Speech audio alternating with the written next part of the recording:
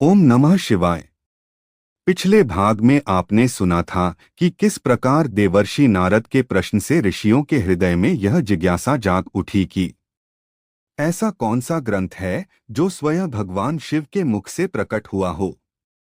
अब वही कथा आगे बढ़ती है।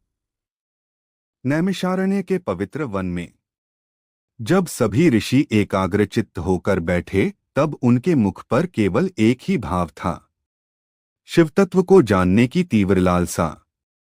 तभी महर्षि सूत जी ने नेत्र बंद किए और गहन स्वर में कहना प्रारंभ किया।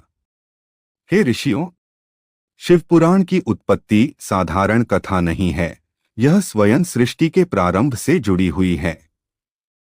सृष्टि के आदि में जब न दिन था, न रात, न आकाश था, न पृथ्वी, न देव थे, न दानव, तब केवल एक अनंत सत्ता विद्यमान थी। न उसका कोई रूप था, न नाम। वह परम शिव थे। उसी परम शून्य में भगवान शिव ध्यानस्थ थे, पूर्ण शांत निश्चल। ब्रह्मा और विष्णु का प्राकट्य समय के साथ परम शिव की इच्छा से दो महान शक्तियां प्रकट हुईं। एक ओर सृष्टि के रचयिता ब्रह्मा, दूसरी ओर पालनकर्ता भगवान विष्णु। दोनों को अपने अपने कार्य सौंपे गए, परंतु एक प्रश्न दोनों के मन में था, इस सृष्टि का मूल कौन है? अनंत ज्योतिर्लिंग की लीला। तभी आकाश से लेकर पाताल तक एक अग्नि का स्तंभ प्रकट हुआ। ना आदि दिखाई देता था, ना अंत। ब्रह्मा जी हंस बनकर ऊपर उड़े, विष्णु जी वराह बनकर नीचे गए, पर दोनों असफल रहे। अंततः दोनों ने स्वीकार किया, हम इस प्रकाश के आदि अंत को नहीं जान सके। तभी उस ज्योति से भगवान शिव प्रकट हुए। शिव का उपदेश। महादेव ने मधुर स्वर में कहा, हे ब्रह्मा, हे विष्णु, अहंकार ही अज्ञान का मूल है। जो मुझे जानना चाहता है, उसे पहले स्वयं को शांत करना होगा। उसी क्षण शिव ने अपने ज्ञान का सार रूप ग्रंथ प्रकट किया।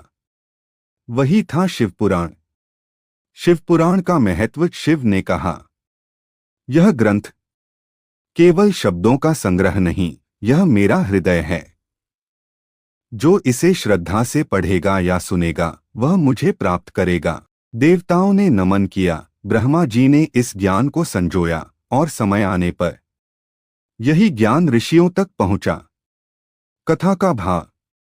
सूत जी बोले, हे ऋषियों, शिवपुराण का श्रवण केवल पाप नाश नहीं करता, बल्कि जीवन को दिशा देता है।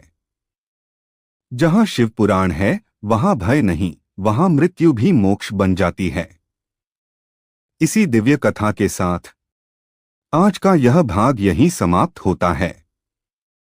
अगले भाग में आप जानेंगे शिवपुराण के मुख्य खंड, कौन सा पाठ किस फल को देता है, और शिव भक्ति का वास्तविक रहस्य। हर हर महादेव।